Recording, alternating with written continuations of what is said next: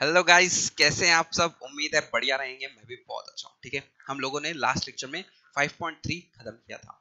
अब हम लोग आ रहे हैं 5.4 पे। देखो चैप्टर का नाम क्या है, fundamentals fundamentals of valuation, risk and return. अगर आप लोगों को याद होगा, आपने इंटर एफएम में एक रिस्क एंड रिटर्न का कॉन्सेप्ट किया है।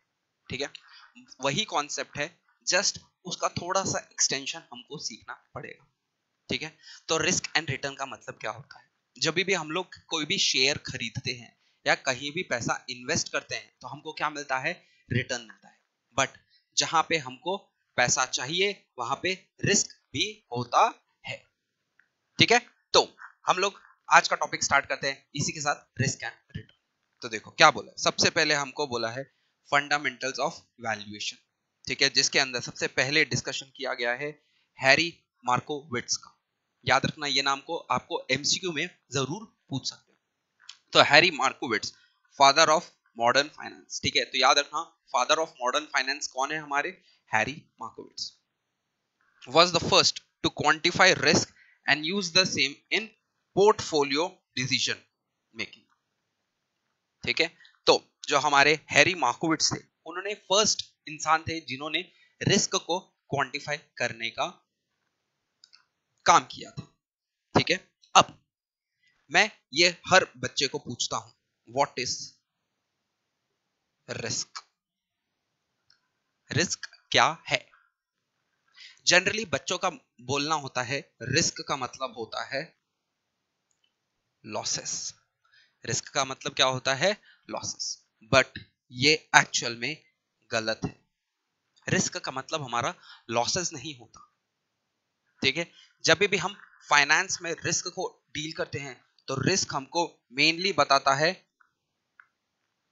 अनसर्टेनिटी। क्या रिप्रेजेंट करता है, अनसर्टेनिटी। ठीक है, अगर मैं बोलता हूं कि जो एफडी है, एफडी में मैं अगर कुछ अमाउंट इन्वेस्ट कर रहा हूं, ठीक है, और उस पे मेरे को मिलेगा 6% का रिटर्न। ठीक है, तो क्या ये 6% के रिटर्न पे क्या मेरे को कोई रिस्क है? Answer is no. क्यों? क्योंकि हमको पता है कि एफडी में इन्वेस्ट करेंगे तो इतना अमाउंट तो हमको मिलने ही वाला है, ना ही कम होगा ना ही ज्यादा होगा। ठीक है, तो जब भी आप रिस्क को समझो या रिस्क को पढ़ो तो आप रिस्क को क्या बोलोगे, risk is uncertainty. It is not positive, not negative. ठीक है, अब रिस्क को डिफाइन कैसे करते हैं। ठीक है, रिस्क बेसिकली अगर मैं मार्केट में बोलूं तो हम लोग उसको बोलेंगे फ्लक्चुएशंस। क्या बोलेंगे, फ्लक्चुएशंस। सपोज मैंने इन्फोसिस का शेयर खरीदा, ठीक है, और मैं बोल रहा हूं कि भाई मेरे को इन्फोसिस शेयर खरीदने से 10% का रिटर्न मिलेगा। अभी मैं बोल रहा हूं कि मिलेगा, बट सपोज मेरे को एक्चुअल में सिर्फ 6% मिला, या सपोज मेरे को एक्चुअल में 14% मिला। सो ये जो फ्लक्चुएशन है ना, ये जो फ्लक्चुएशन है, इसी को हम क्या बोलते हैं, रिस्क। ठीक है, बट तुम बोलोगे सर 14% तो हमारे लिए अच्छा है ना। वो अच्छा जरूर है, ठीक है, बट वो रिस्क का पार्ट है। एक आप सिंपल सी बात समझो, अगर आप आज के दिन कुछ पैसा लगा रहे हो और एक साल बाद उस पैसे का क्या होने वाला है वो आपको पता नहीं है, तो वो रिस्क हुआ। ठीक है, वो बढ़ भी सकता है, वो कम भी हो सकता है। ठीक है, तो हमेशा हम ये वाले पार्ट को ही सिर्फ रिस्क नहीं बोलेंगे, हमारा ये वाला पार्ट को भी हम रिस्क का पार्ट बनाएंगे। ठीक है, तो जब भी हम लोग कॉन्सेप्ट रिस्क की बात करेंगे तो रिस्क का मतलब क्या होता है, एक अनसर्टेनिटी। एक अनसर्टेनिटी जो कि हमको पता नहीं है फ्यूचर में क्या होगा। ठीक है, आई थिंक आपको रिस्क का कॉन्सेप्ट क्लियर होगा। तो रिस्क हमको क्या रिप्रेजेंट करता है, अनसर्टेनिटी, कि फ्यूचर में जाके मेरे को जो मैं पैसा अमाउंट लगा रहा हूं उससे मेरे को फायदा होगा या मेरे को नुकसान होगा। और अगर फायदा हुआ, एक्स्ट्राऑर्डिनरी फायदा हुआ, वो भी मेरे लिए रिस्क है, और अगर मेरे को लॉसेस हो गया तो वो भी मेरे लिए रिस्क ही कहलाया जाएगा। Is that clear? आ जाओ, देखो अब आ जाता है रिस्क का। बात तो हमने सीख लिया, ठीक है, रिस्क का मतलब समझ में आ गया। अब ये रिस्क को क्वांटिफाई कैसे करते हैं वो हमको हैरी मार्कोविट्स ने जी सिखाया था। हमने ये कॉन्सेप्ट इंटर में भी किया हुआ है, ठीक है, बट मैं वापस से इसको एक एग्जांपल के थ्रू लूंगा, ठीक है, सो डोंट वरी। अब बात आ जाती है in the same portfolio decision making. अब बहुत बच्चे क्या होते हैं, इंटर एफएम के बाद डायरेक्टली हमारा फाइनल उठाते हैं, ठीक है, फाइनल का ग्रुप 1 सॉरी ग्रुप 3 में तो आता नहीं है, ये ग्रुप 4 में आता है, ठीक है, और बहुत बच्चे ग्रुप 4 पहले देते हैं। अब उनको पोर्टफोलियो का मतलब तो पता नहीं होगा, ठीक है, तो सबसे पहले हम डिस्कशन कर लेंगे कि पोर्टफोलियो होता क्या है। तो पोर्टफोलियो का मतलब क्या होता है, ठीक है, तो पोर्टफोलियो का आप सिंपल मतलब ये समझो कि जहां पे अलग अलग टाइप की सिक्योरिटीज का बंडल बनाते हैं, अलग अलग टाइप की सिक्योरिटीज। सपोज सपोज मेरे पास 1 करोड़ रुपए है, कितना, 1 करोड़ रुपए है। इससे क्या किया मैंने, इससे मैंने 10 लाख के शेयर्स खरीद लिए, 20 लाख का मैंने डेट ले लिया, ठीक है, 25 लाख का मैंने लैंड खरीद लिया, फिर 30 लाख का मैंने 30 लाख का मैंने क्रिप्टो खरीद लिया, ठीक है, कितना बच गया, 10 20 30 40 50 85, और 15 लाख को मैंने एफडी करा लिया, ठीक है। अब ये क्या है, ये हम लोगों ने अलग अलग जगह पे इन्वेस्टमेंट कर दिया। तो अगर मैं इसको एक साथ एक बंच में देखूं तो ये हो गया मेरा पोर्टफोलियो, ये क्या हो गया मेरा पोर्टफोलियो, ठीक है। बट इंस्टीट्यूट जब हमारे क्वेश्चंस करता है तो इंस्टीट्यूट ने हमको बोला कि भाई तुम्हारे लिए चीजें आसान कर देंगे हम लोग, ठीक है, तुमको इतना करना झमेला नहीं है। तुम जब क्वेश्चंस करोगे ना, तुम्हारे पोर्टफोलियो में सिर्फ शेयर्स रहेंगे, ठीक है, शेयर्स रहेंगे, और एक और मैं डाल देता हूं, एफडीज रहेंगे, ठीक है। जनरली इसी के बेसिस पे हमारे पोर्टफोलियो के क्वेश्चंस होते हैं। जब आप सीएमए फाइनल ग्रुप 3 का एसएफएम करोगे तो आपको समझ में आएगा, ठीक है।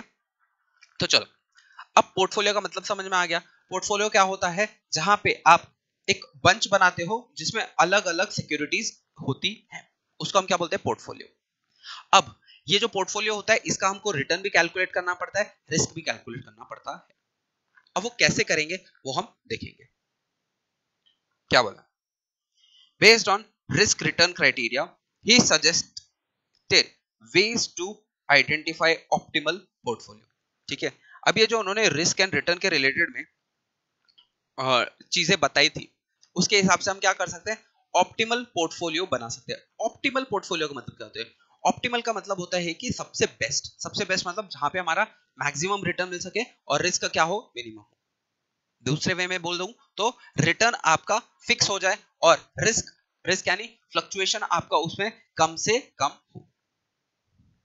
मार्कोविट्स ने दो असम्पशंस लिए मेनली, क्या, an investor is risk averse. Risk averse का मतलब क्या होता है, क्या वो रिस्क लेना चाहता है या वो रिस्क नहीं लेना चाहता। तो हमेशा याद रखना, रिस्क एवर्स का मतलब होता है कि वो रिस्क लेना नहीं चाहता। Secondly, an investor prefer high amount of wealth than the lower one, ठीक है। तो पहला बोल दिया कि इन्वेस्टर रिस्क एवर्स रहेगा, दूसरा उसको हमेशा हायर अमाउंट ऑफ वेल्थ चाहिए। The reason for higher wealth leads to possibility of high consumption, and given two possible portfolio with similar risk profile, the one with high expected higher return will be preferred, ठीक है। इसका मतलब समझो, अभी यहां पे मैंने क्या बोला, मेरे पास कितना है, 1 करोड़ रुपए है, राइट। अब मेरे सामने ना, एक सेकंड,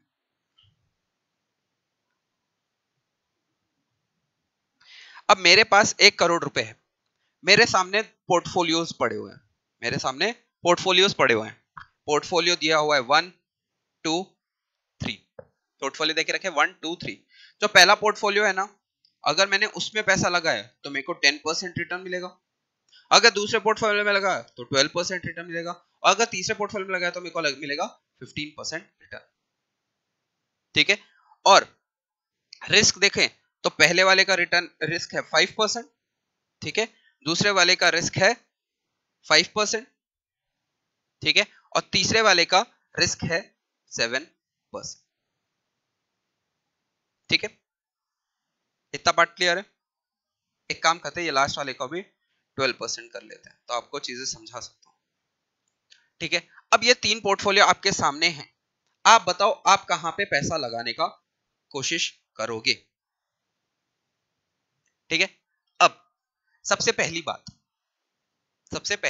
बात, हमने 2 अजम्पशन क्या लिए, पहला लिया कि जो हमारा इंडिविजुअल पर्सन है वो हमेशा रिस्क एवर्स रहेगा, क्या रहेगा, रिस्क एवर्स, मतलब वो रिस्क लेना नहीं चाहेगा। तो आप ये तीनों पोर्टफोलियो में सबसे ज्यादा रिस्क कौन सा वाला दिख रहा है आपको, 7%, ठीक है। अब हम सबको एक एक से कंपेयर करेंगे, सबसे पहले हम कंपेयर, और दूसरा हमको क्या बोला था, हाई रिटर्न। तो हम ये दोनों चीजें चेक करेंगे। सबसे पहले हम फर्स्ट एंड सेकंड पोर्टफोलियो को कंपेयर करेंगे, ठीक है। अब दोनों में क्या है, रिस्क सेम है, ठीक है, बट पोर्टफोलियो 2 का रिटर्न जो है वो ज्यादा है पोर्टफोलियो 1 के रिटर्न से, ठीक है। तो इस बेसिस पे मैं कौन सा पोर्टफोलियो सेलेक्ट करूंगा, पोर्टफोलियो 2। Is that clear? वैसे ही अगर मैं बोलूं कि मेरे सामने पोर्टफोलियो 1 एंड 3, पोर्टफोलियो 1 एंड 3, उस केस में आपको क्या दिखेगा, आपका जो रिस्क है वो पोर्टफोलियो 3 में ज्यादा है पोर्टफोलियो 1 से, और जो रिटर्न है वो भी पोर्टफोलियो 3 का ज्यादा है पोर्टफोलियो 1 से, ठीक है। तो यहां पे मैं कोई डिसीजन नहीं ले सकता, ठीक है, क्योंकि ना ही यहां पे हमारा रिस्क मैच कर रहा है, ना ही यहां पे रिटर्न मैच कर रहा है। तो हमको दोनों में से जो चूज करना है वो दोनों में से चूज कर सकते हैं। And lastly second and third को देखेंगे तो क्या दिख रहा है, रिस्क है हमारा पोर्टफोलियो 3 का ज्यादा पोर्टफोलियो 1 से, सॉरी पोर्टफोलियो 2 से, और रिटर्न में हमारा पोर्टफोलियो 3 और पोर्टफोलियो 2 इक्वल है। तो इस बेसिस पे हम कौन सा डिसीजन लेंगे कि हमको पोर्टफोलियो 2 सेलेक्ट करना है। अब ये तीनों डिसीजंस को देख के आपको क्या लग रहा है, हम कहां पे इन्वेस्ट करेंगे, पोर्टफोलियो 2 में, ठीक है। यहां पे हमने क्या किया, कंपैरिजन किया, एकदम सिंपल सी चीज। जहां पे रिटर्न ज्यादा है तो हम देखेंगे रिस्क का क्या है, रिस्क अगर सेम है और रिटर्न ज्यादा दे रहा है तो वो सेलेक्ट कर लेंगे, अगर रिटर्न सेम है तो रिस्क को देखेंगे, अगर रिस्क कम है तो वो सेलेक्ट कर लेंगे, ठीक है। तो ये हमारा एक छोटा सा पोर्टफोलियो का एग्जांपल बन गया, जहां पे हम समझ सकते हैं कि पोर्टफोलियो का रिटर्न और रिस्क का रिलेशन क्या होना चाहिए। Is that clear? ठीक है। आप बोलोगे कि सर यहाँ पे तो डिसीजन हम नहीं ले सकते थे, तो हम लोगों ने पोर्टफोलियो 2 कैसे सिलेक्ट किया, तो आप ये देखो ना, पहले वाले कंडीशन में पोर्टफोलियो 2 ने बीट किया पोर्टफोलियो 1 को, एंड थर्ड वाले कंडीशन में पोर्टफोलियो 2 ने पोर्टफोलियो 3 को बीट किया। अब इधर हम कंपैरिजन किसका करें, फर्स्ट एंड 3 का। अब दोनों को पोर्टफोलियो 2 ने बीट कर दिया है, तो हम सेलेक्ट किसको करेंगे, पोर्टफोलियो 2, ठीक है। चलो नोटबुक निकालो और फटाफट से ये पूरा नोट डाउन कर लो।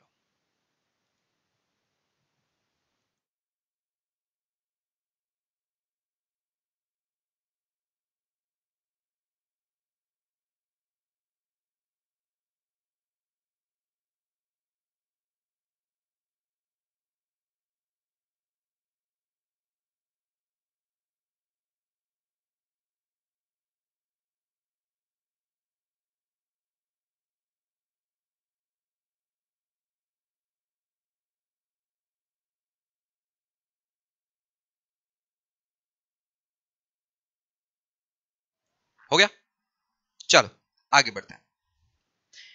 तो These two assumptions are most integral part of valuation exercise, ठीक है। कौन से दो, पहला रिस्क, दूसरा return. Primary objective of any investor is to maximize the return from the investment subject to various constant primarily risk, ठीक है। तो हमारा मेन मोटिव क्या है इन्वेस्टर का, सबसे मैक्सिमम रिटर्न कमाना और ट्राई करना कि मिनिमम रिस्क हो सके। ठीक है। अब ये बता रहे हैं रिटर्न का मतलब क्या होता है। रिटर्न में भी रियलाइज्ड और एक्सपेक्टेड, ठीक है। तो जनरली हम लोग क्या करते हैं, एक्सपेक्टेड रिटर्न कैलकुलेट करते हैं, ठीक है। The rate of return is the total return the investor receive during the holding period stated as a percentage of the purchase price of the investment at the beginning of the holding period. The generation equation for calculation of the return is as follows. ठीक है। तो यहाँ पे इन्होंने return का formula दिया, ठीक है। तो रिटर्न में क्या दिया, पहले dt दिया। dt क्या है हमारा, इनकम और cash flow from the security during the holding period. तो जब मैंने ये सिक्योरिटी खरीदी थी और जितने पीरियड तक होल्ड की थी, क्या उसके बीच में कोई मेरे को इनकम मिला है, ठीक है। और उसके बाद PT minus PT minus one, PT मतलब price of the security during the holding period and price of the security during the beginning of the period, और R हो जाएगा हमारा रेट ऑफ रिटर्न, ठीक है। अब ऐसे समझने से कोई मजा नहीं आ रहा, एग्जांपल्स लेंगे और उससे समझते हैं आज, ठीक है। हेडिंग देना, हेडिंग देना, return of a stock, return of a stock.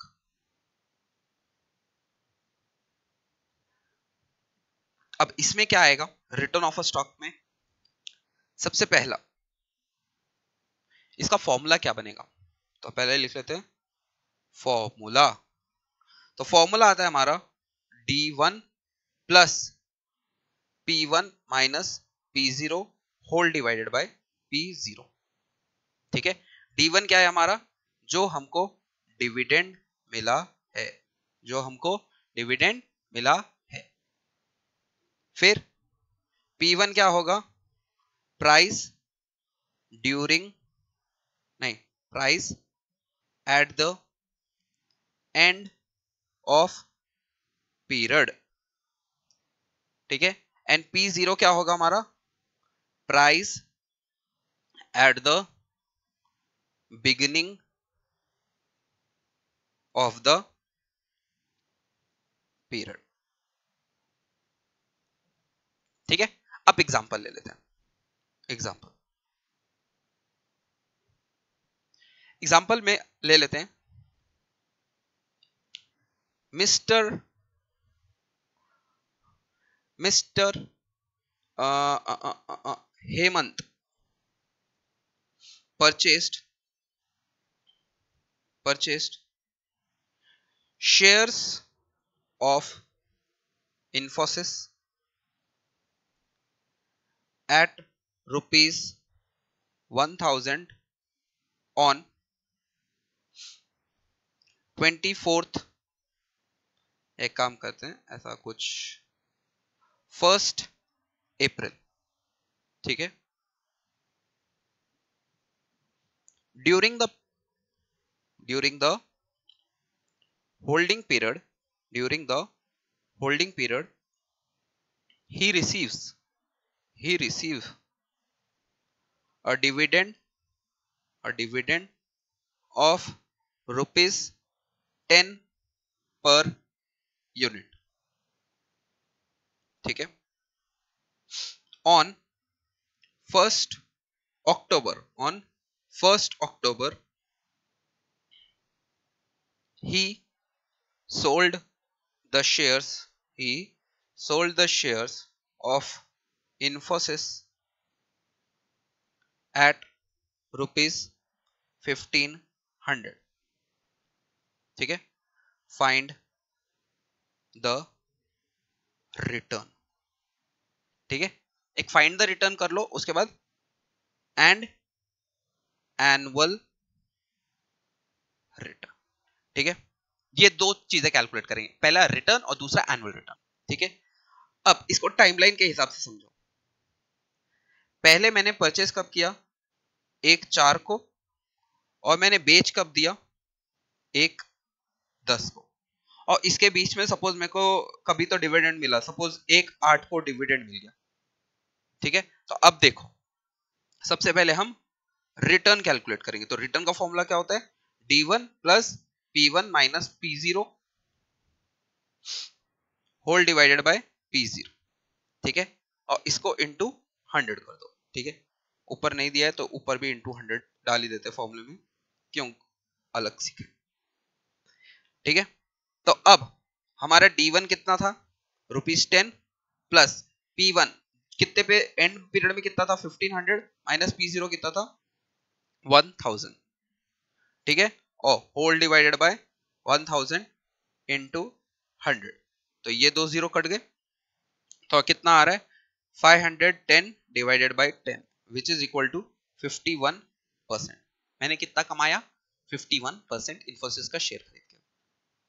अब अगर आप एक चीज नोटिस करोगे, ये रिटर्न हमारा कितने महीने का है, 1/4 को खरीदा था, 1/10 को बेच दिया, तो कितना हुआ, अप्रैल, मई, जून, जुलाई, अगस्त, सितंबर, अक्टूबर। ठीक है, 7 महीने हुए ना, 7 महीने हुए। एक सेकंड, अप्रैल, अच्छा 1 अक्टूबर को बेचे तो अक्टूबर काउंट नहीं करेंगे, तो 6 महीने का हुआ रिटर्न। ठीक है, तो 6 महीने के हिसाब से अब हम लोग कैलकुलेशन करेंगे एनुअल रिटर्न का। तो एनुअल रिटर्न का फॉर्मूला कुछ नहीं है, बस जो ऊपर वाला फॉर्मूला है ना, D1 plus P1 minus P0 divided by P0 into 100, इसको इंटू बाय 12 और 365 डिवाइडेड बाय n। अब 12 कब लेंगे, जब हमारे पास मंथली डेटा है, 365 कब लेंगे, जब हमारे पास डेली का डेटा है। ठीक है, यहाँ पे अभी हमारे पास मंथली डेटा है और हमने ये पार्ट तो कैलकुलेट किया है, दैट इज 51, और इसको मल्टीप्लाई कर देंगे 12/6 से, तो हमारा कितना आ गया, दैट इज 102%। इतना हमारा एनुअल रिटर्न आ गया। Is that clear? रिटर्न और एनुअल रिटर्न में फर्क समझ में आ रहा है? रिटर्न एक पीरियड के लिए है, जिस पीरियड के लिए मैंने वो होल्ड करके रखा है, बट अगर मैं वही रिटर्न को एनुअल बेसिस पे चेक करूं कि अगर मैंने इसको साल तक रखा होता तो मैं कितना कमा सकता था, तो मैं उसको बोलूंगा annual return. Is that clear? ठीक है, चलो फटाफट से हेडिंग डालो, रिटर्न ऑफ स्टॉक, नीचे फॉर्मूला लिखो, उसके बाद ये एक छोटा सा एग्जांपल लिख लो। ठीक है,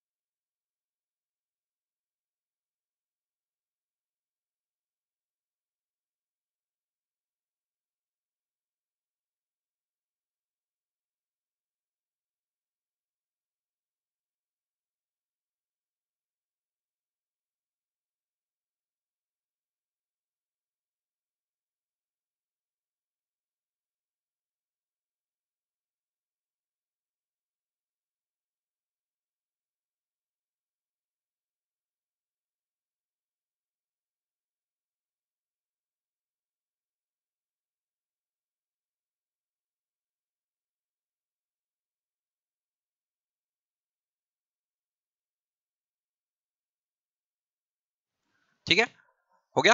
चलो अब ना देखो, ये नॉर्मल 1 साल का रिटर्न कैलकुलेट किया हम लोगों ने। ठीक है, अब क्या होता है, नॉर्मली ऐसा क्वेश्चन नहीं आता, नॉर्मली हमको क्या बोलता रहता है कि पास्ट का डेटा कभी कभी दे देता है, कभी कभी फ्यूचर का डेटा दे दिया रहता है। ठीक है, तो अब इधर आना, नीचे लिखना यहाँ पे फॉर ओनली वन सिक्योरिटी, अभी सिर्फ एक सिक्योरिटी का कर रहे हैं, तो इसके लिए फॉर वन सिक्योरिटी।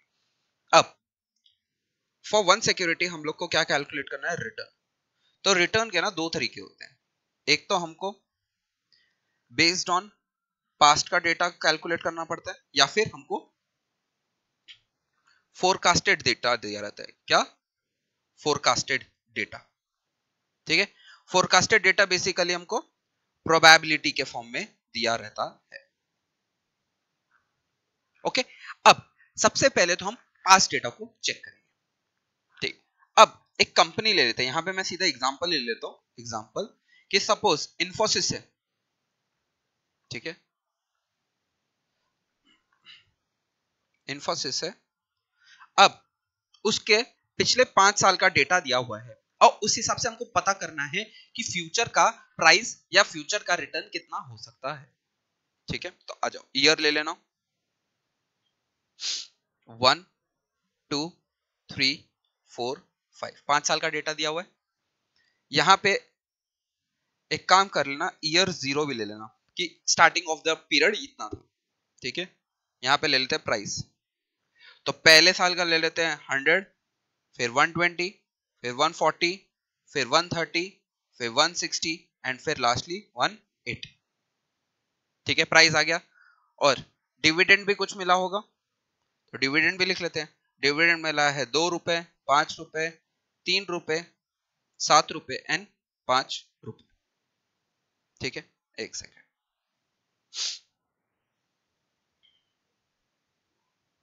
ठीक है, तो ये हमारे पास 5 साल का डेटा आ गया। अब ये 5 साल का डेटा को हम लोग रिटर्न कैसे कैलकुलेट करेंगे। ठीक है, तो मैं एक काम करता हूँ, रिटर्न भी आपको कैलकुलेट करना सिखाऊंगा, रिस्क भी कैलकुलेट करना सिखाऊंगा एक ही साथ। ठीक है, तो सबसे पहले हम रिटर्न कैलकुलेट कर लेते हैं हर साल का। ठीक है, तो हमारा फॉर्मूला तो फिक्स है, क्या, return percentage is equal to P1 D1 plus P1 minus P0 divided by P0 into 100। ठीक है, तो सबसे पहले निकाल लेंगे हम ईयर 1 का, तो ईयर 1 का कितना आएगा, 2 plus 120 minus 100 divided by 100 into 100, तो कितना आ गया हमारा 22%। ठीक है, एक काम करते हैं, इसको भी आगे ले लेते हैं, 22%। ईयर 2 का निकाल लेते हैं, ईयर 2 का कितना आएगा, 5 plus 140 minus 120 divided by 120 into 100, तो कितना आ रहा है देखते हैं। तो 140 माइनस 120 प्लस 5 डिवाइडेड बाय 120, तो आ रहा है हमारा 20.83%। ठीक है, फिर निकालेंगे अब ईयर 3 का, तो ईयर 3 का कितना आएगा हमारा, 3 plus 130 minus 140 divided by 140 into 100, तो कितना आ रहा है 130 माइनस माइनस 10, तो माइनस 7 आ रहा है, तो 7 divided by 140 that will give me minus 5%। ठीक है, फिर निकाल लेते हैं अब ईयर 4 का, ईयर 4 का कितना है, 7 plus 160 minus 130 divided bye 130 into 100, तो कितना आ रहा है हमारा 160 minus 130 plus 7 divided by 130 into 100, that is 28.46%। ठीक है, अब ईयर 5, ईयर 5 का कितना है, 5 plus 180 minus 160 divided by 160 into 100, तो कितना आ रहा है 25 divided by 160 into 100, that is 15.625%। ठीक है, तो अब ये 5 साल का मैंने रिटर्न कैलकुलेट कर लिया, ये शेयर का। ठीक है, पिछले 5 साल के डेटा के हिसाब से ये पिछले 5 साल के रिटर्न है। अब हम इसको यूज करके फ्यूचर प्रेडिक्ट करेंगे। ठीक है, अब देखो नॉर्मली क्वेश्चन कैसे करेंगे, तो नॉर्मली क्वेश्चन कैसा आएगा, ईयर और रिटर्न, रिटर्न को हमेशा हम लोग एक्स के फॉर्म में लिखते हैं, किसके फॉर्म में, एक्स के फॉर्म में। ठीक है, तो ईयर लिख लेना 1 2 3 4 5, रिटर्न कितना था 22%। ठीक है, परसेंटेज अभी नहीं भी लिखा तो भी चलेगा, तो 22 लिखते हैं, फिर 20.83, फिर -5, फिर 28.46 और 15.625। अच्छा, अब फ्यूचर का जब रिटर्न हम लोग प्रेडिक्ट करते हैं ना, तो हम उसके लिए कैलकुलेट करते हैं एक्स बार, एक्स बार से हम किसको रिप्रेजेंट करते हैं, हम लोग एक्सपेक्टेड रिटर्न को। ठीक है, इधर लिख देता हूं ब्रैकेट करके एक्सपेक्टेड रिटर्न, तो एक्सपेक्टेड रिटर्न का फॉर्मूला क्या होगा, summation of X divided by N. Summation of X मतलब एक्स का ये टोटल, तो पहले सबका टोटल कर लेते हैं, कितना आ रहा है 22 plus 20.83 plus sorry minus 5 plus 28.46 plus 15.625, that will give मी 81.915। ठीक है, तो वो ले लेते हैं 81.915 डिवाइडेड बाय कितने साल का डेटा है, 5 साल का डेटा है। ठीक है, तो कितना आ रहा है 16.38%। ठीक है, तो इतना मेरा एक्सपेक्टेड रिटर्न है। मैंने पिछले 5 साल के रिटर्न कैलकुलेट किए और उस बेसिस पे एक एक्सपेक्टेशन लगाई कि भाई अगले साल में मेरे को इतना रिटर्न तो मिल सकता है। ठीक है, रिटर्न कैलकुलेट कर लिया। अब रिस्क की बात करते हैं। अगर आप यहां पे आओगे सॉल्यूशन में, तो रिस्क क्या डिफाइन कर रहा है हमारा, स्टैंडर्ड डिविएशन। ठीक है, जो स्टैंडर्ड डिविएशन होगा वो हमारा रिस्क डिफाइन करेगा। अब स्टैंडर्ड डिविएशन का फॉर्मूला क्या होता है, स्टैंडर्ड डिविएशन का फॉर्मूला क्या होता है, स्टैंडर्ड डिविएशन का हमारा फॉर्मूला होता है under root summation of x minus x bar का स्क्वायर डिवाइडेड बाय n। ठीक है, तो अभी हमारे पास x बार आ गया है, ये हमारा x बार है। ठीक है, अब ये x बार को यूज करके हम क्या करेंगे, कैलकुलेशन करेंगे। तो सबसे पहले हम क्या कैलकुलेट कर लेंगे, यहाँ पे कैलकुलेट कर लेते हैं x माइनस एक्स बार। ठीक है, तो x माइनस एक्स बार कितना आएगा, तो सबसे पहले 22 सॉरी हाँ 22 minus 16.38 that will give me 5.62। next 20.83 minus 16.38 that will give me 4.45। next minus 5 है तो minus 21.38। ठीक है, next 28.46 minus 16.38 that will give me 12.08। ठीक है, and lastly 15.625 minus 16.38 that will give me 0.76 minus के साथ लगा देते हैं। ठीक है, या फिर ठीक है, अब हम क्या करेंगे, लास्ट हमारा x माइनस एक्स बार का स्क्वायर निकालेंगे। तो सबका स्क्वायर निकाल लो, तो 5.62 का स्क्वायर, ठीक है, दैट इज 31.5844। नेक्स्ट 4.45 का स्क्वायर, दैट इज 19.8025। नेक्स्ट 21.38 का स्क्वायर, दैट इज 457.1044। नेक्स्ट 12.08 का square, that is 145.9264। And last 0.76 का स्क्वायर, दैट इज 0.5776। ठीक है, चलो अब इसका टोटल ले लेते हैं, कितना आ रहा है 31.5844 plus 19.8025 plus 457.1044 plus 145.9264 plus 0.5776, that will give me 654.9953। ठीक है, अब इससे हम लोग क्या निकाल लेंगे, हमारा रिस्क। इसको ब्रैकेट में लिख देता हूं, रिस्क। तो रिस्क का फॉर्मूले में पुट करेंगे तो under root 654.9953 divided by n 5। तो हमारा रिस्क कितना आ रहा है 11.45%। ठीक है, इसका मतलब क्या है, जो मेरा रिटर्न है 16.38%, वो ऊपर कितना जा सकता है 11.45% और नीचे कितना आ सकता है 11.45%। Is that clear? तो ये था हमारा रिटर्न और रिस्क का कैलकुलेशन।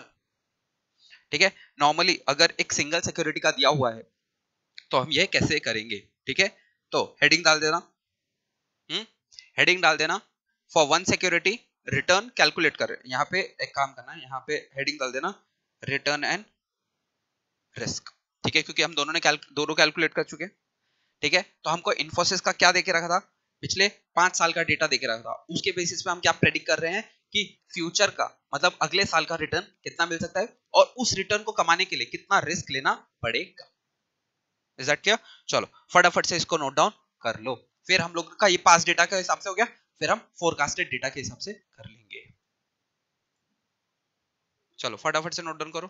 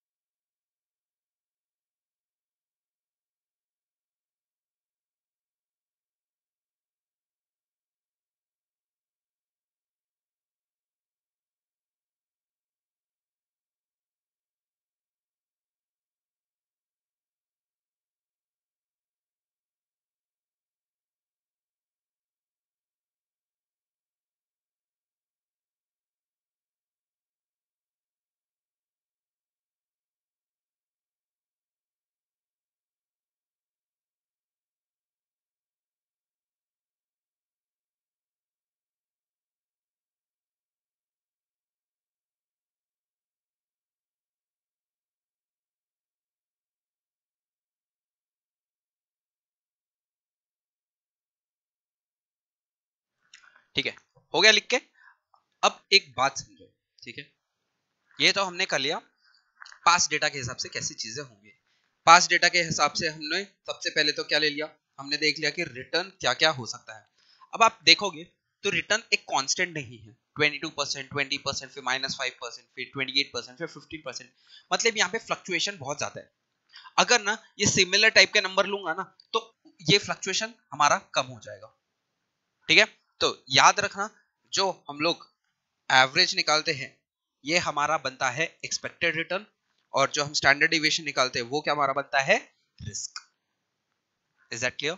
चलो अब ना प्रोबेबिलिटी वाला क्वेश्चन ले लेते हैं फोरकास्टेड डेटा के हिसाब से। ठीक है, अब लिखना एग्जांपल सेम,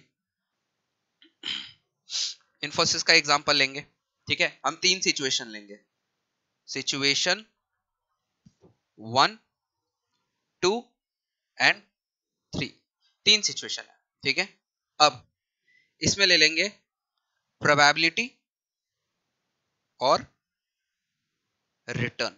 ठीक है, सपोज फर्स्ट सिचुएशन के होने की प्रोबेबिलिटी है 20%, सेकंड सिचुएशन के होने की प्रोबेबिलिटी है 30%, और थर्ड सिचुएशन होने की प्रोबेबिलिटी है 50%। ठीक है, और रिटर्न है कि फर्स्ट प्रोबेबिलिटी में रिटर्न होगा 20%, सेकंड प्रोबेबिलिटी में रिटर्न होगा 15%, और थर्ड प्रोबेबिलिटी हो जाएगा 12%। ठीक है, तो हमने सिचुएशन के अकॉर्डिंग प्रोबेबिलिटी लगा ली और उसमें कितना रिटर्न कम कमाएंगे वो लगा लिया। अब क्या करेंगे, अब सेम सबसे पहले तो टेबल बनाएंगे। ठीक है, जैसे ये टेबल बना था ना वैसे यहाँ पे भी टेबल बनेगा। तो सबसे पहले एक तो इसी को कॉपी कर लेते हैं,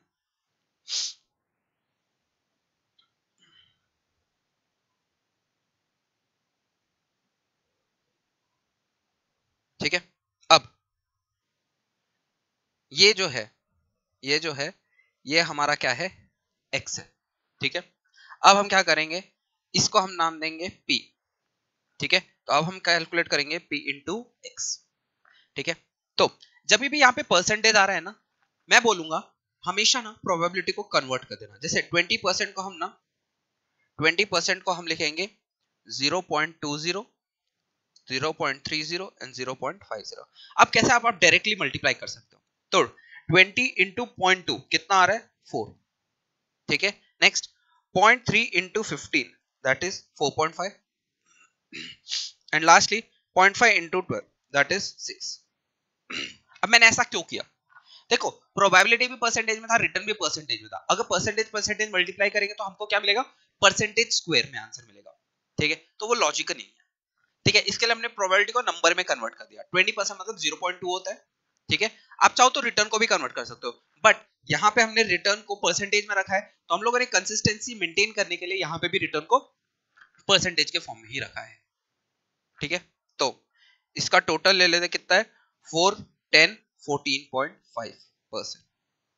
ठीक है, तो हमारा एक्सपेक्टेड रिटर्न का फॉर्मूला क्या होता है, एक्सपेक्टेड रिटर्न का फॉर्मूला होता है px।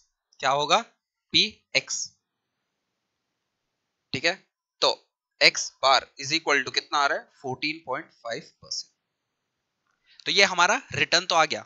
अब रिस्क कैसे कैलकुलेट करेंगे, तो रिस्क कैलकुलेट करने के लिए हमारा फॉर्मूला आएगा, ध्यान रखना। सबसे पहले तो हम निकालेंगे x माइनस एक्स बार को। ठीक है, तो x बार कितना है, 14.5%, तो 20 माइनस 14.5% दैट इज 5.50, फिर 15 minus 14.50 that is 0.50, and lastly 12 minus 14.50 minus 2.50। अब हम लोग क्या निकालेंगे, अब हम निकालेंगे p multiply by x minus x bar का स्क्वायर। ठीक है, तो p क्या हमारा 0.2, पहले प्रोबेबिलिटी का स्क्वायर कर लेते, तो sorry x minus x bar का स्क्वायर कर लेते, तो 5.5 का स्क्वायर कितना होता है, 30.25, और उसको मल्टीप्लाई कर देंगे 0.2 से, तो हमको आ रहा है 6.05। नेक्स्ट 0.5 का square multiply by 0.3 that is 0.075, and lastly 2.5 का square multiply by 0.5 that will give मी 3.125। ठीक है, तो इसका टोटल कर लो कितना आ रहा है,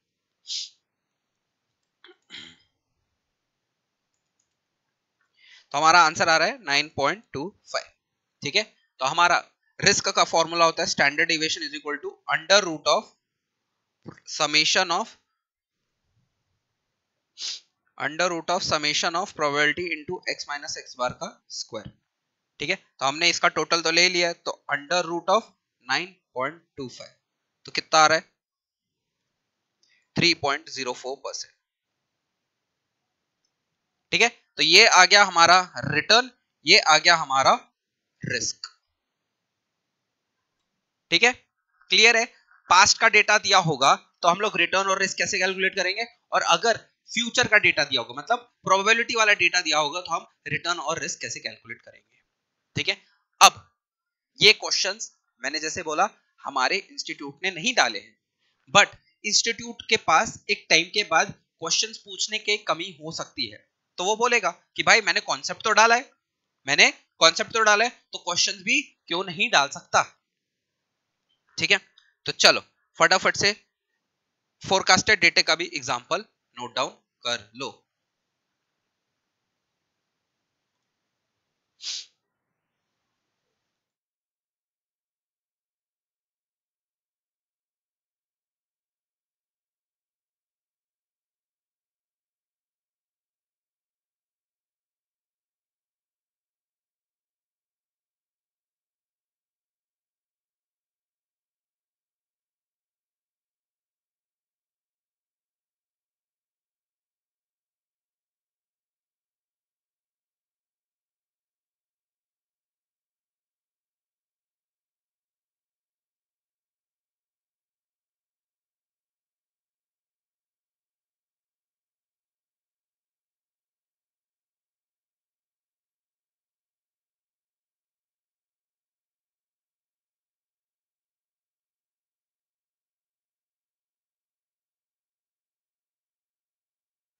ठीक है, इतना पार्ट क्लियर है।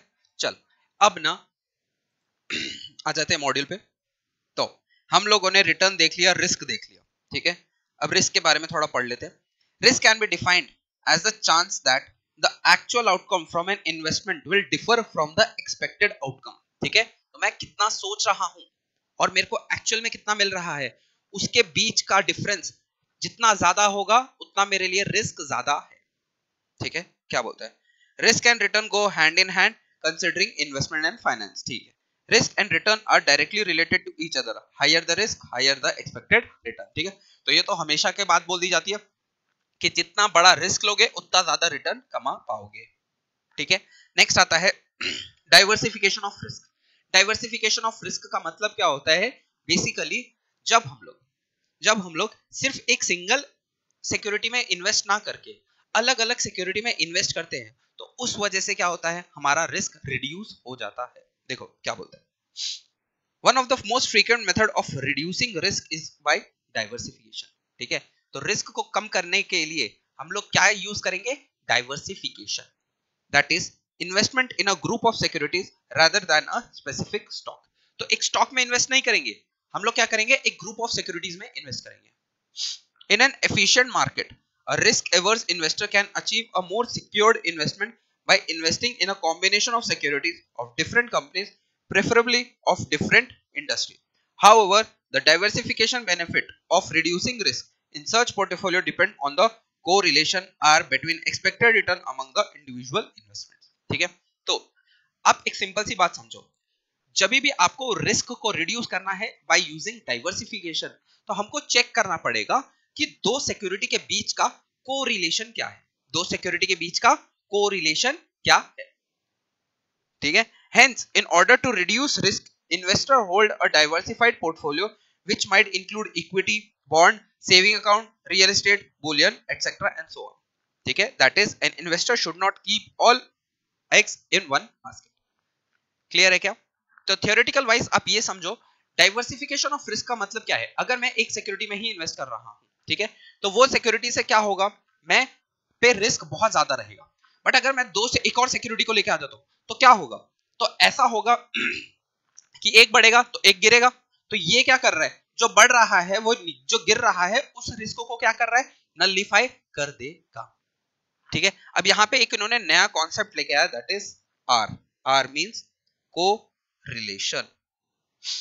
ठीक है, तो एक कोरिलेशन क्या होता है, ठीक है, ये हम लोग एग्जाम्पल के थ्रू ही देखेंगे, ठीक है। मैं डाइवर्सिफिकेशन समझाऊंगा कैसे करेंगे, ठीक है। इन्होंने उस हिसाब से एक्सप्लेन नहीं किया। चलो कर लेते हैं, एक काम करते हैं, कर ही लेते हैं, ठीक है। जैसे ये अभी हमने एक सिक्योरिटी के लिए किया, ठीक है, उसके हिसाब पास डेटा के हिसाब से भी देख लिया हमने, फोरकास्टेड डेटा के हिसाब से भी देख लिया। अब क्या करेंगे, दो सिक्योरिटीज को लेके आएंगे। अब क्या करेंगे, दो सिक्योरिटीज को लेके आएंगे और दिखाएंगे कि कैसे हम लोगों का रिस्क रिड्यूस हो जाता है, ठीक है। चलो देखते हैं, आराम से समझना, कोई जल्दबाजी मत करना। फॉर टू सिक्योरिटीज, ठीक है, उसमें भी हम लोग ले लेंगे पास्ट डेटा, ठीक है, एंड फोरकास्टेड डेटा। अब इसमें ना टेबल बड़े बनेंगे, ठीक है, तो थोड़ा आराम से करना, एक सेकेंड, ठीक है। एक काम करो, मैंने यहाँ नोट्स में आपको जगह दिया ना, तो यहाँ पे लिख लेना कोरिलेशन के ऊपर, यहाँ पे इन्होंने एक्सप्लेन नहीं किया है, ठीक है, लिखना कोरिलेशन पे लिखना।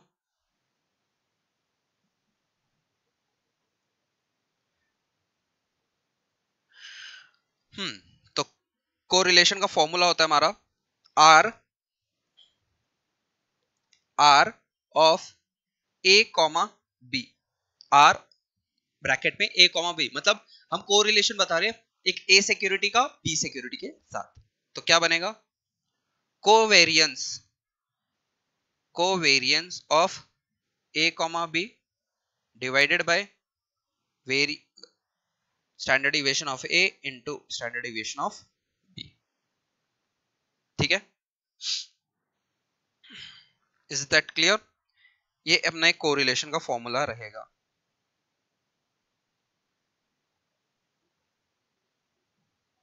अब आ जाओ, देखो क्या देके रखा है, हम दो शेयर लेंगे, एक लेंगे हम लोग इन्फोसिस और दूसरा लेंगे हम लोग रिलायंस, ठीक है। अब ले लेते हैं, सबसे पहले लिखेंगे ईयर, फिर return of Infosys and return of Reliance, ठीक है। अब डायरेक्ट हम लोग रिटर्न्स ले रहे हैं, ठीक है, हम लोग वो नहीं ले रहे हैं। देखो पिछले एग्जांपल में हमने क्या देखा था, सबसे पहले हम लोगों को प्राइस और डिविडेंड दिया था, उसके हिसाब से हमने रिटर्न किया था, फिर टेबल बनाया था। अब हम लोग को डायरेक्ट रिटर्न दिया है, उस हिसाब से कर रहे हैं, ठीक है। क्योंकि अब अगर रिटर्न नहीं दिया है तो आपको अगर प्राइस और डिविडेंड दिया तो आपको ये कैलकुलेट करना आ जाना चाहिए। तो 1 2 3 4 5, 5 साल का देके रखा है रिटर्न, ठीक है। इस इन्फोसिस का देके रखा है 15%, 10%, 5%, 20% एंड 10%, ठीक है। रिलायंस का देखे रखा है 20%, 5%, 10%, 15% एंड 10%, ठीक है। अब इससे हमको क्या करना है, पास डेटा के हिसाब से हमको रिटर्न और रिस्क कैलकुलेट करना है, ठीक है। अब सपोज मेरे पास 1 करोड़ रुपया है, कितना, 1 करोड़ रुपया, जिसमें से मैंने इन्फोसिस में 50% डाला है और रिलायंस इंडस्ट्री लिमिटेड में 50% डाला है, ठीक है। अब ये चीज को याद रखना। अब क्या करते हैं, सबसे पहले हमको रिटर्न कैलकुलेट करना पड़ेगा, तो सबसे पहले दोनों का टोटल ले लेते हैं, ठीक है। तो कितना आ रहा है, 15 plus 10 plus 5 plus 30 divided by 5, that is 12%। Infosys भी दे रहा है और रिलायंस कितना दे रहा है, 20 plus 5 plus 10 plus 15 plus 10, 60, that is, अरे 60 दे रहा है, सॉरी, 60% एंड 60% दोनों का टोटल। तो एक्सपेक्टेड रिटर्न ऑफ इन्फोसिस, सबसे पहले इन्फोसिस का कितना आएगा, फॉर्मूला आएगा हमारा समेशन x अपॉन n। तो इन्फोसिस का कितना आ रहा है 60/5 दैट इज 12%, और हमारा रिलायंस इंडस्ट्री लिमिटेड का भी कितना आएगा 60/5 दैट इज 12%। ठीक है, अब हमको क्या बोला है कि जो मेरा पैसा है मैंने इन्फोसिस में डाला है 50% और रिलायंस में डाला है 50%। तो अब पोर्टफोलियो का रिटर्न कैसे कैलकुलेट करते हैं? तो पोर्टफोलियो का रिटर्न कैलकुलेट करने का फॉर्मूला होता है return of A into weight of A plus return of B into weight of B. अब रिटर्न का मतलब क्या है कि इंडिविजुअल लेवल पे वो कितना रिटर्न कमा रहे हैं। यहाँ पे इन्फोसिस 12% कमा रहा है, रिलायंस भी 12% कमा रहा है। अब वेट की बारी कि कितना वेटेज है। अब अगर आप ऊपर देखोगे इन्फोसिस में 50% है और रिलायंस में 50% है, मतलब आधा आधा डिवाइड कर दिया। तो क्या मैं यहाँ पे लिख सकता हूँ return of A 12% multiply by 0.5 plus 12% multiply by 0.5। ठीक है, तो हमको कितना आ रहा है 12%, मतलब पोर्टफोलियो को कितना कमाने वाला है 12%। Is that clear? ये है हमारा पोर्टफोलियो का रिटर्न। अब रिस्क कैलकुलेट करना पड़ेगा। तो रिस्क कैलकुलेट करने के लिए सबसे पहले हम क्या करेंगे, हम ना एक काम करते हैं, इसको नेम अलग दे देते हैं। इसको हम नेम दे देंगे x और इसको नेम दे देंगे y। ठीक है, तो हमको क्या मिला है, हमको ये मिला है x बार, ये मिला है हमको y बार। ठीक है, तो अब सेम जैसे हम लोगों ने इंडिविजुअल में किया था, सबसे पहले क्या कैलकुलेट करेंगे x माइनस x बार, फिर निकालेंगे y माइनस y बार। टेबल बड़ा बनेगा, मैं पहले ही बता रहा हूं। ठीक है, तो कंजूसी मत करना। ठीक है, तो सबसे पहले x माइनस x बार कैलकुलेट कर लेते हैं। तो 12% है तो 15 माइनस 12 3, फिर 10 माइनस 12 माइनस 2, फिर 5 माइनस 12 माइनस 7, नेक्स्ट 20 माइनस 12 8, फिर 10 माइनस 12 माइनस 2। वैसे ही y का 20 माइनस 12 8, फिर 5 माइनस 12 माइनस 7, फिर 10 minus 12 minus 2, next 15 minus 12 3, and lastly 10 minus 12 minus 2। इतना बात क्लियर है? अब क्या करेंगे हम कैलकुलेट करेंगे x माइनस x बार का स्क्वायर और y माइनस y बार का स्क्वायर। ठीक है, तो करो कितना आ रहा है 3 का स्क्वायर 9, 2 का स्क्वायर 4, 7 का स्क्वायर 49, 8 का स्क्वायर 64, 2 का स्क्वायर 4। y का भी कर लेते हैं 64 49 4 3 9 एंड 4। टोटल कर लो, दोनों का टोटल कर लो 9 plus 4 plus 49 plus 64 plus 4 that is 130। दूसरे साइड का भी 64 plus 49 plus 4 plus 9 plus 4 that is 130। ठीक है, तो अब रिस्क इन्फोसिस का कितना आएगा under root of x minus x bar का square divided by n, that is ये होल अंडर रूट है। तो whole under root of 130 divided by 5 कितना आ रहा है 5.10%। ठीक है, वैसे ही रिस्क कितना आ रहा है हमारे रिलायंस का under root of y minus y bar का स्क्वायर डिवाइडेड बाय n। ठीक है, तो 130 डिवाइडेड बाय 5 दैट इज 5.10। अच्छा, अब आप लोगों को इससे एक ऑब्जर्वेशन आना चाहिए। कैसा ऑब्जर्वेशन? देखो, रिटर्न ना इन्फोसिस और रिलायंस के सेम है बट डिफरेंट ईयर्स में है। देख रहे हो, यहाँ पे एक 15 है, यहाँ पे एक 15 है, यहाँ पे भी एक 15 है, यहाँ पे 2 10 है, यहाँ पे 2 10 है, और यहाँ पे एक 20 है, यहाँ पे एक 20 है, यहाँ पे एक 5 है, यहाँ पे एक 5 है। ठीक है, रिटर्न क्या है सेम है बट अलग अलग ईयर्स में है। ठीक है, अब आप यहाँ पे देखोगे तो दोनों का रिस्क सेम हो रहा है। क्यों? क्योंकि दोनों का जो रेंज है, रेंज कहां से स्टार्ट हो रहा है 5% से 20% के बीच का रेंज है। ये रेंज उनका क्या सिमिलर वे में चल रहा है। ठीक है, इस वजह से दोनों का जो रिस्क है, रिस्क क्या हमको बताता है फ्लक्चुएशन, कि कितना ऊपर जा सकता है कितना नीचे जा सकता है, वो दोनों का सेम है। ठीक है,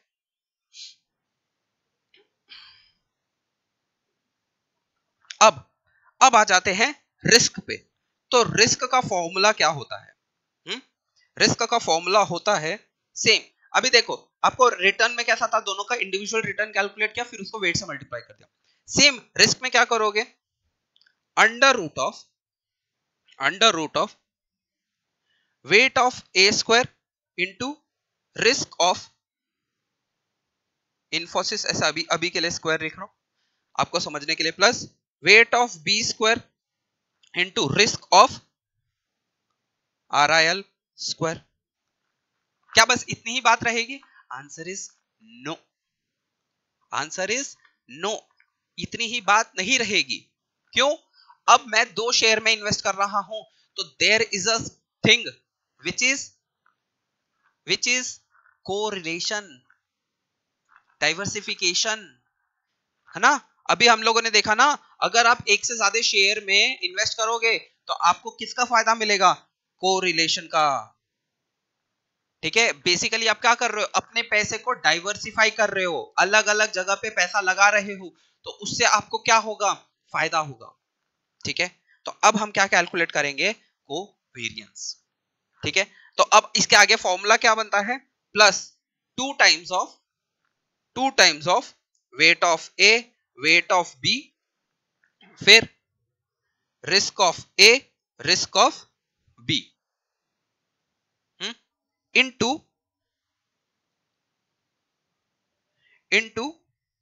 आर, इंटू आर। ये जो आर है, ये जो आर है, यही आर हमको क्या रिप्रेजेंट कर रहा है? Correlation.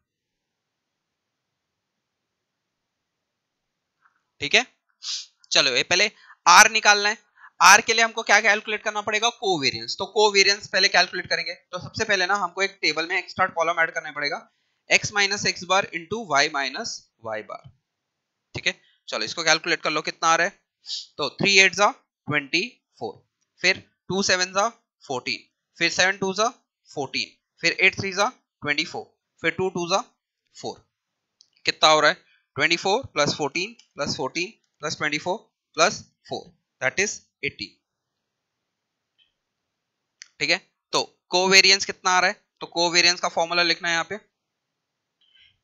Covariance of A comma B is equal to x minus x bar into Y minus Y bar upon n। ठीक है, तो कितना आ रहा है? हमारा आंसर आया था 80, तो 80 डिवाइडेड बाय 4, सॉरी 5। ठीक है, 5 साल का डेटा है ना, तो हमारा कितना आ रहा है? 16 का कोवेरियंस आ गया। अब r निकाल लेते हैं, तो r is equal to covariance of a comma B divided by risk of a into risk of b। तो कितना आ रहा है?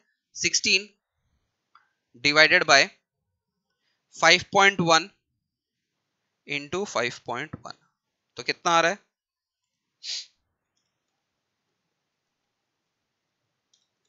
तो आ रहा है हमारा 0.62। कितना आ रहा है? 0.62। अब हम इसमें पुट कर देते हैं, तो वेट ऑफ ए कितना था हमारा? 0.5 का स्क्वायर, इन्फोसिस का कितना था? तो 130 डिवाइडेड बाय 5 डायरेक्ट कर लेते हैं ना, कितना था? 26 प्लस 0.5 का square into 26 plus 2 times of 0.5 multiply by 0.5 into 26 into 0.62। ठीक है, अच्छा अब बोलोगे 26 26 26 कहां से आया? देखो, इसको जब अंडर रूट में रखा था, अंडर रूट में रखा था, तब जाके उसका स्क्वायर करोगे तो अंडर रूट का स्क्वायर कट जाएगा। अब मैथ सिखाओ यार इनको। ठीक है, देखो क्या हो रहा है, 5.1 का स्क्वायर लो, कितना आ रहा है? 26.01। ठीक है, तो उसका मतलब क्या है? 26 को रूट किया होगा तब जाके आपको 5.1 मिला होगा। ठीक है, तो इस वजह से मैंने इसको 26 ले लिया, इसको 26 ले लिया, और ये दोनों तो सेम ही है ना, ये दोनों सेम है। 5.1 5.1 5.1 इंटू 5.1 कितना आएगा? 26.01। तो इसके लिए हमने डायरेक्ट 26 ले लिया। अब इसको सॉल्व करो, कितना आ रहा है? अंडर रूट 0.5 का square multiply by 26 that is 6.50 plus 0.5 का स्क्वायर इंटू 26 दैट इज 6.5 फिर plus 0.5 into 0.5 into 26 into 0.62 into 2 that is 8.06 तो कितना आ गया हमारा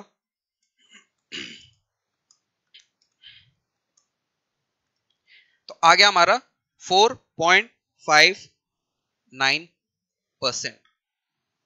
ठीक है अब एक बात नोटिस करो जब मैं इंडिविजुअली स्टॉक में पैसा लगा रहा था तो मेरा रिस्क कितना बन रहा था 5.1 इन्फोसिस का बन रहा था रिलायंस का बन रहा था 5.1 बट जैसे ही मैंने दोनों को क्लब कर दिया मेरा रिस्क 5.1 से कम हो गया कितना आ गया 4.59 इसका मेन रीजन क्या था कोरिलेशन ठीक है दैट इज आर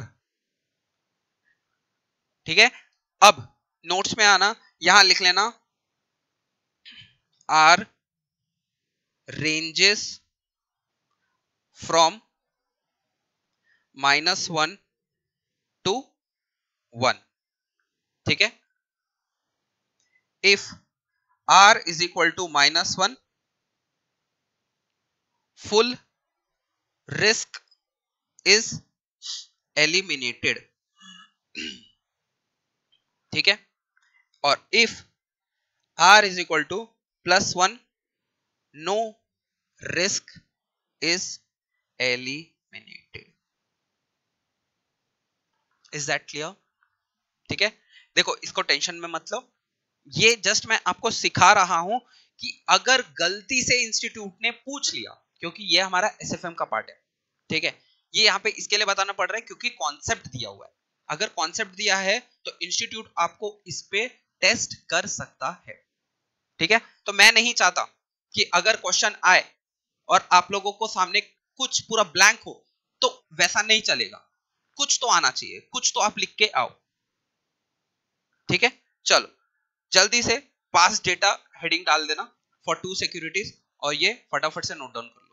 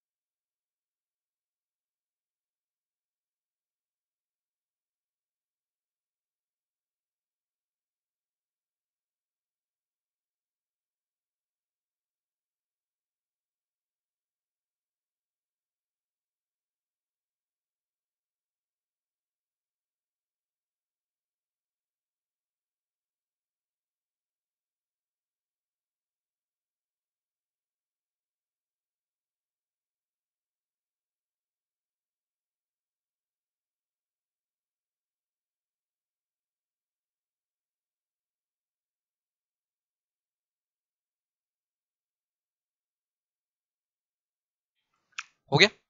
चलो अब ना जैसे हम लोगों ने अभी पास्ट डेटा को लेके किया, वैसे ही अब हम लोग किसको लेके करेंगे, हम लोग फोरकास्टेड डेटा को लेके। ठीक है, आ जाओ नीचे। सेम लेंगे हम लोग इन्फोसिस और रिलायंस को लेके, RIL। ठीक है, दोनों में सेम 50% और 50% इन्वेस्ट करने वाले। ठीक है, हमको क्या क्या दे के रखा है, हमको बोला है कि 3 सिचुएशन हो सकती है फ्यूचर में। सिचुएशन कौन सी, फर्स्ट, सेकंड, थर्ड। ठीक है, 3 सिचुएशन हो सकती हैं जिसमें प्रोबेबिलिटी बोला है ब्रैकेट में P, प्रोबेबिलिटी बोला है कि फर्स्ट सिचुएशन की होने की है 0.20, सेकंड सिचुएशन 0.30, थर्ड सिचुएशन की 0.50। ठीक है, इन्फोसिस का रिटर्न होगा, इन्फोसिस का रिटर्न होगा 15%, 12% एंड 20%। ठीक है, उसके बाद रिलायंस का होगा, ठीक है, रिलायंस का होगा 20%, 10% एंड 15%। ठीक है, अब हम लोग को इसका रिटर्न और रिस्क कैलकुलेट करना है। ठीक है, तो सबसे पहले इन्फोसिस का कैलकुलेट कर लेते हैं। तो क्या करेंगे, P इंटू एक्स करेंगे, P इंटू एक्स कर लेंगे। तो कितना आ रहा है, पहले का आएगा 15 into 0.2 that is 3, next 0.3 multiply bye 12 that will give मी 3.60। ठीक है, उसके बाद लास्ट 20 का 0.5 यानी 10, तो कितना आ गया इसका 16.60। ठीक है, तो एक्सपेक्टेड रिटर्न, ठीक है, इन्फोसिस का आ गया हमारा 16.60%। ठीक है, और थोड़ा टेबल ये छोटा बनाना, या फिर रुक जाओ, एक काम करो, रुक जाओ, मेरे साथ मत बनाओ, एक बार मेरा हो जाएगा फिर उसके बाद हम बनाएंगे। ठीक है, मैं अच्छा खासा टाइम दूंगा। ठीक है, तो इन्फोसिस का आ गया। अब वैसे ही हम लोग रिलायंस का निकाल लेते हो, तो P इंटू वाई, तो 20 इंटू 2 4, फिर 3, फिर 0.5 इंटू 7.5, तो कितना आ गया 14.50%। ठीक है, तो रिलायंस का कितना आ गया हमारा 14.50%। रिलायंस RIL लिखता हूं।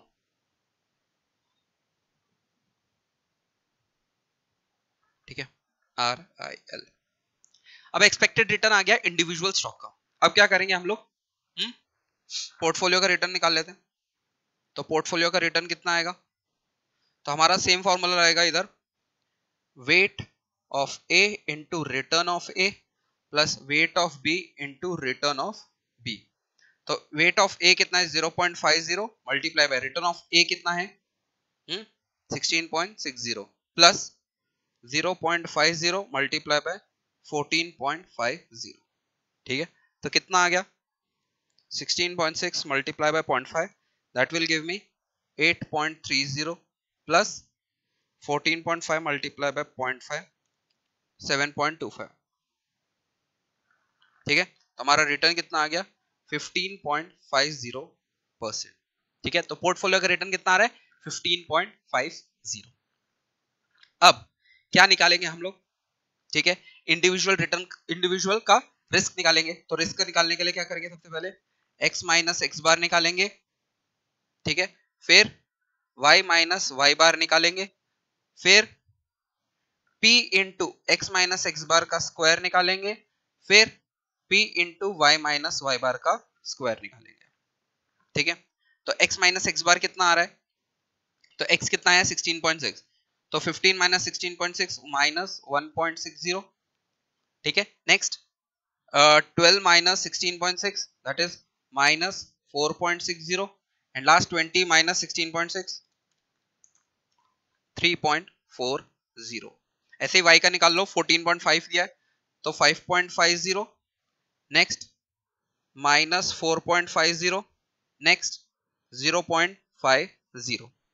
अब क्या करेंगे, इसका स्क्वायर करेंगे और मल्टीप्लाई बाय प्रोबेबिलिटी कर लेंगे। तो पहले वाले का कितना आएगा 1.6 का square multiply by 0.2 that will give मी 0.512.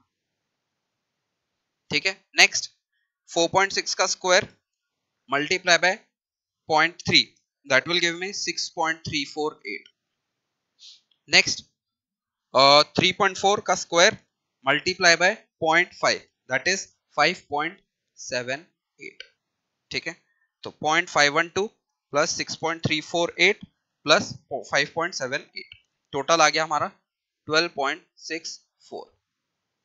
वैसे y का कर लेते तो 5.5 का square multiply by 0.2 that is 6.05. Next 4.5 का square multiply by 0.3 6.075. And last 0.5 का square multiply by 0.5 that is 0.125. तो टोटल कितना आ रहा है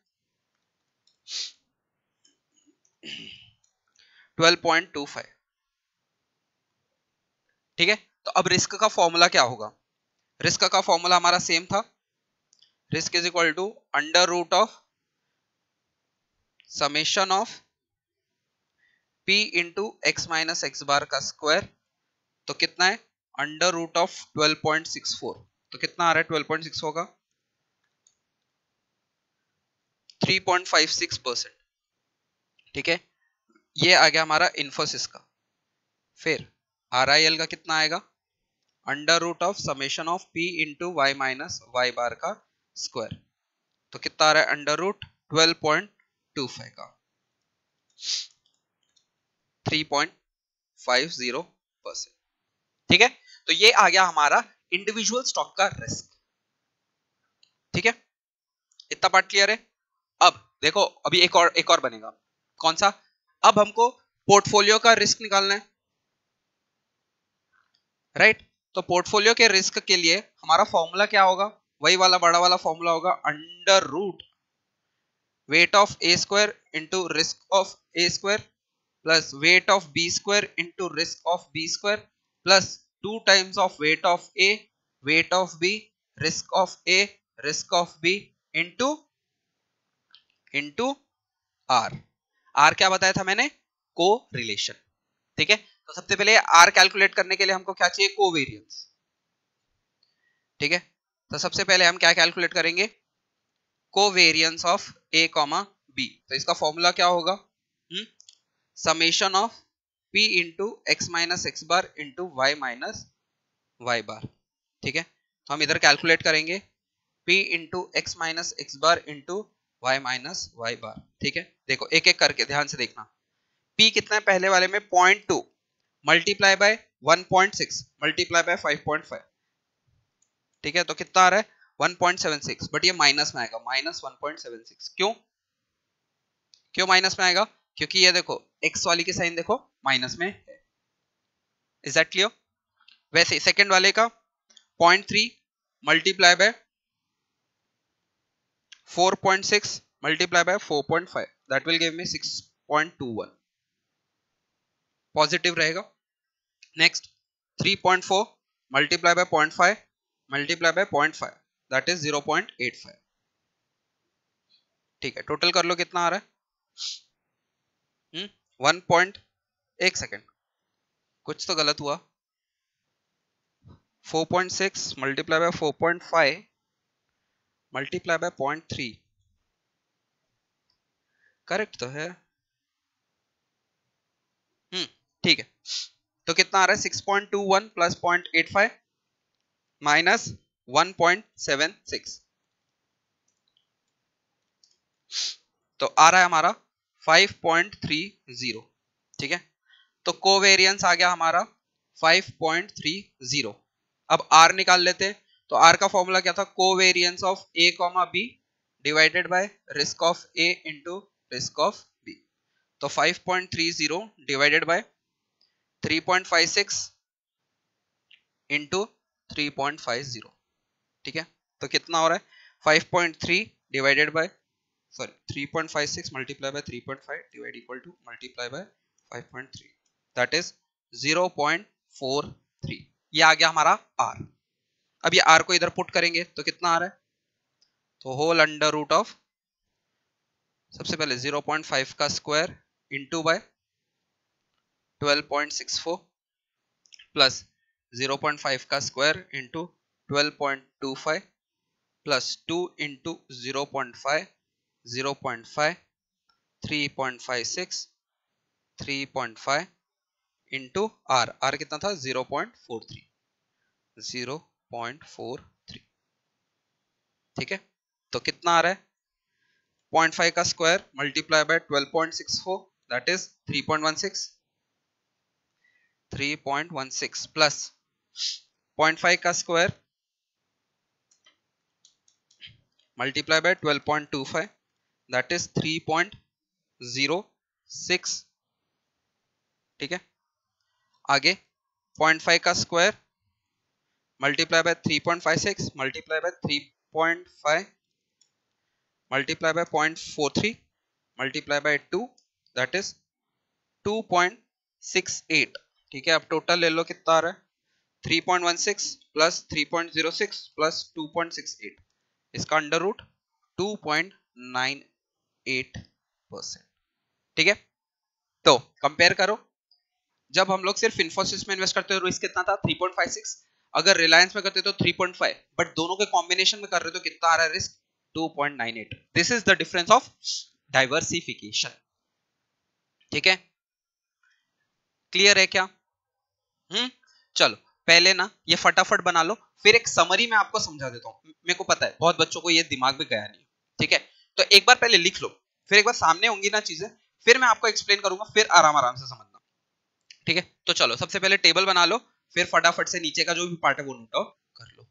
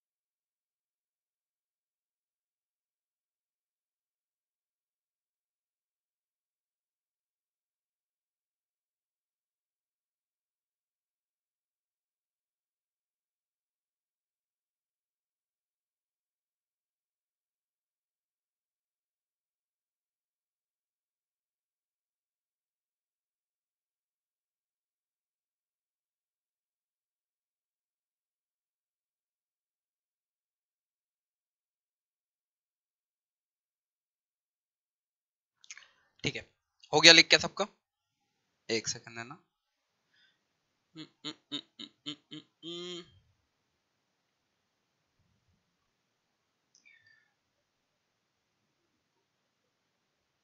ठीक, अब जो चीजें हमने देखी ना, उस चीज को मैं एकदम समराइज्ड वे में आपको समझाने की कोशिश कर रहा हूँ। ठीक है, क्यों? देखो, अगर आप लोग को इसका डिटेल चाहिए ना, तो आप मेरे डेमो लेक्चर्स हैं पोर्टफोलियो के, ठीक है, प्रणव चांडक एकेडमी के जो यूट्यूब चैनल है ना, उसपे पोर्टफोलियो के सारे चैप्टर्स सॉरी, पोर्टफोलियो के आपको आई थिंक 4 से 5 लेक्चर है, और उसमें ये सब क्लियर हो जाएगा मेरे को जितना लगता है। ठीक है, तो मैं तो यहाँ पे उन बच्चों के लिए मेनली एक्सप्लेन कर रहा हूँ जो कि डायरेक्टली हमारा ग्रुप 4 लिया है। अगर आप ग्रुप 3 में एसएफएम करके आ रहे हैं तो आपके लिए बहुत इजी रहेगा। तो एकदम सिंपल समझो क्या कर रहे हैं हम लोग। ठीक है, ये चार्ट अगर बनाना है साइड में बना लेना। ठीक है, अब हम क्या कर रहे हैं, हम एक एक्सपेक्टेड रिटर्न निकालना चाहते हैं। एक्सपेक्टेड रिटर्न कि मेरे को नेक्स्ट ईयर में कितना रिटर्न हम कमाने वाले हैं। अब ये एक्सपेक्टेड रिटर्न को कैलकुलेट करने के लिए हमारे को कुछ डेटा दिया रहेगा, या तो वो पास्ट का डेटा दिया रहेगा या तो वो फोरकास्टेड डेटा दिया रहेगा। ठीक है, अगर वो पास्ट का डेटा दिया हुआ है, मैं ये पूछूंगा कि क्या मैंने एक सिंगल सिक्योरिटी में इन्वेस्ट किया है या मैंने 2 सिक्योरिटी में इन्वेस्ट किया है। ठीक है, अगर मैं सिंगल सिक्योरिटी में इन्वेस्ट किया हूं, ठीक है, तो मैं क्या करूंगा, मैं उसके पास्ट के डेटा को चेक करूंगा और उसका सम अप करके एवरेज कर दूंगा, तो उसका रिटर्न मेरे को मिल जाएगा x बार के फॉर्म में, that is summation of x upon n करके। बट अगर 2 सिक्योरिटीज की बात की गई है, तो इस केस में मैं क्या करूंगा, सबसे पहले तो दोनों सिक्योरिटी का इंडिविजुअल लेवल पे उसका रिटर्न कैलकुलेट करूंगा। ठीक है, इंडिविजुअल लेवल पे उसका रिटर्न कैलकुलेट करूंगा और उसके बाद मैं मेरा फॉर्मूला लगाऊंगा, क्या, पोर्टफोलियो रिटर्न का। तो पोर्टफोलियो रिटर्न का हमारा फॉर्मूला क्या बनता है, weight of A into return of A plus weight of B into return of B. ठीक है, ये हमारा 2 सिक्योरिटीज का है। वहीं पे अगर मैं फोरकास्टेड में जाऊं, तो फोरकास्टेड में भी क्या मेरे को एक सिक्योरिटी के बारे में बोला गया बात है या मेरे को 2 सिक्योरिटी के बारे में बोला गया बात है। अगर एक सिक्योरिटी के बारे में बात बोला गया है तो मेरा रिटर्न सीधा कैसे आ जाएगा, प्रोबेबिलिटी इंटू एक्स का समेशन, राइट। तो प्रोबेबिलिटी इंटू एक्स का समेशन कर दूंगा तो मेरे को एक सिक्योरिटी का रिटर्न आ जाएगा। अगर 2 सिक्योरिटी का रिटर्न बोला है तो सबसे पहले x का निकालेंगे, that is summation of probability into x, y का निकाल लेंगे, समेशन प्रोबेबिलिटी इंटू y। फिर हम क्या करेंगे, हमारा पोर्टफोलियो वाला फॉर्मूला लगा देंगे। पोर्टफोलियो रिटर्न का फॉर्मूला क्या होता है, पोर्टफोलियो रिटर्न का फॉर्मूला अभी देखा हमने, weight of A into return of A plus weight of B into return of B.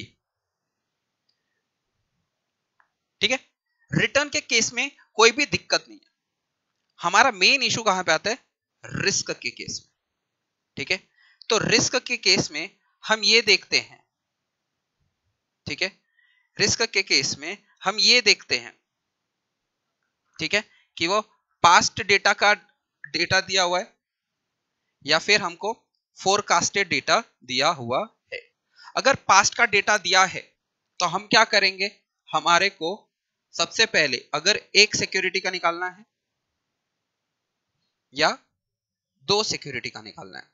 अगर एक सिक्योरिटी का निकालना है तो सिंपल फॉर्मूला क्या हो जाता है हमारा, वेरिएंस, हम लोग स्टैंडर्ड डिविएशन निकालते हैं। स्टैंडर्ड डिविएशन का फॉर्मूला क्या होता है, summation of x minus x bar का स्क्वायर अपॉन n। ठीक है, और अगर 2 सिक्योरिटीज का निकालना है तो सबसे पहले इंडिविजुअल लेवल पे निकालेंगे, पहले a का निकालेंगे, ठीक है, वैसे ही हम लोग b का निकालेंगे।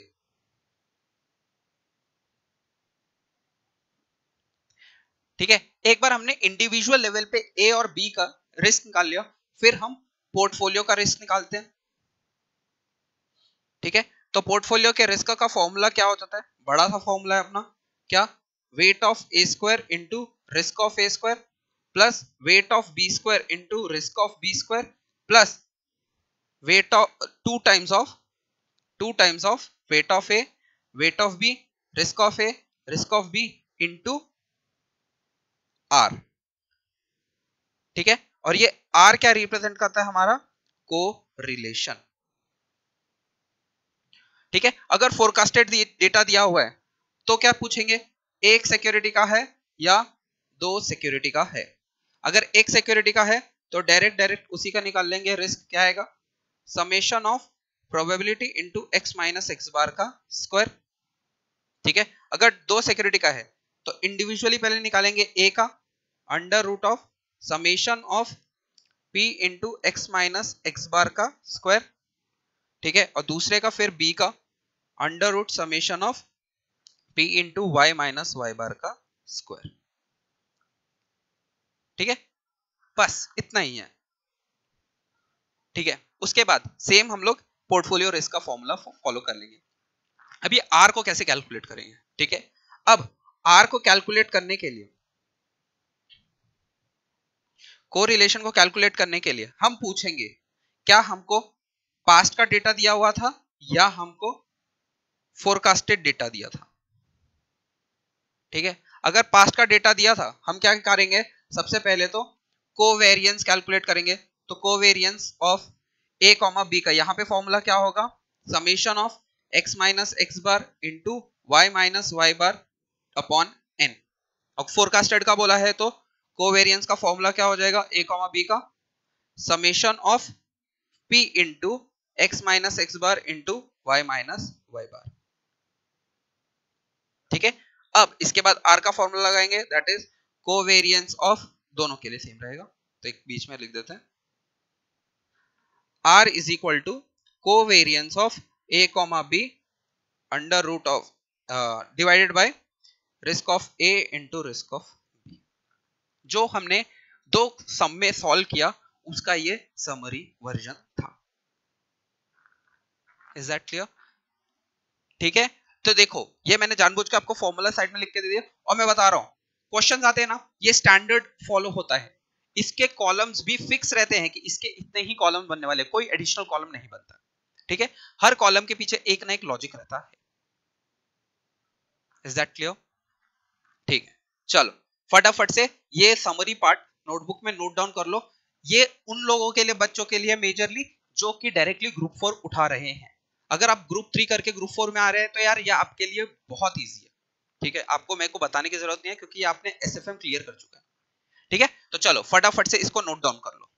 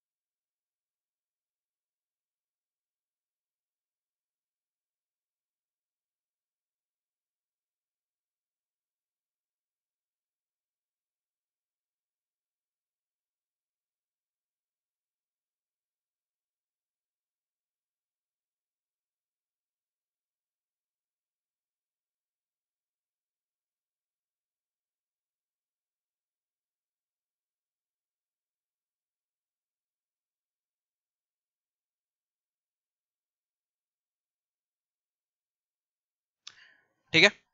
और किसी को भी अगर आज के दिन में कोई भी डाउट होगा तो मैं जेन्युइनली बोलूंगा, सबसे पहले ना जो पोर्टफोलियो के लेक्चर्स हैं मेरे प्रणव चाणक्य एकेडमी की यूट्यूब चैनल पे, आप वो पहले जाके देखो। अगर फिर भी ना समझ में आए, ठीक है, तब आप मेरे को व्हाट्सएप पे कांटेक्ट करना, ठीक है। बट मेजरली मैंने चीजें आपको ट्राई किया है समझाने का इन अ शॉर्ट पीरियड, ठीक है। तो चलो, आज के लिए बहुत हेवी हो जाएगा। कल हम लोग देखेंगे types of risk, beta, competition of beta, ठीक है। छोटी छोटी चीजें बाकी है, ये हम लोग कल के दिन उड़ा देंगे, ठीक है। चलो, आज के लिए इतना ही, मिलेंगे फिर नेक्स्ट लेक्चर में। Bye bye guys.